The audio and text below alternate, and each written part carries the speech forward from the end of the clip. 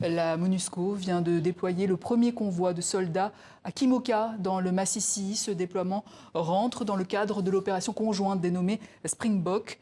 Objectif principal, protéger la ville de Goma et la cité de Saké contre les menaces des rebelles du M23. Reportage Amani Alimassi, récit Hugo Barbieux, Clémentine Gardet. Depuis ce lundi, au pied des collines du Massissi, c'est le branle-bas de combat. La MONUSCO mobilise ses troupes avec l'armée congolaise dans une nouvelle opération conjointe appelée Springbok pour faire face aux rebelles du M23. La MONUSCO est là pour supporter la FARDC et la FARDC, s'ils se font attaquer, nous allons répondre. Tenir cette zone, contrefort de Goma, pour garder les rebelles à distance de la population.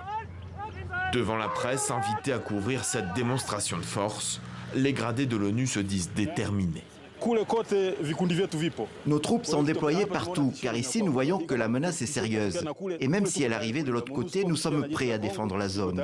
La MONUSCO et les soldats congolais sont prêts à se déployer partout où il y a une menace. Mais actuellement, selon nos informations, c'est principalement cette zone que les rebelles veulent occuper.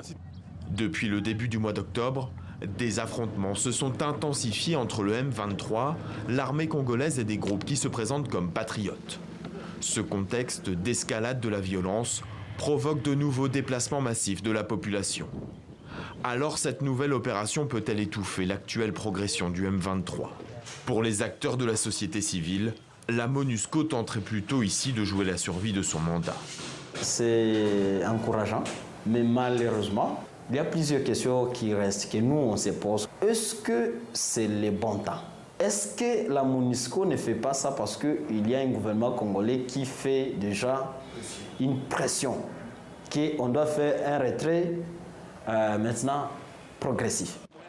Présente en RDC depuis 1999, la force de l'ONU est très critiquée par les Congolais qui lui reprochent de ne pas avoir mis fin aux violences des groupes armés. Kinshasa demande un départ progressif et ordonné des casques bleus à partir de décembre.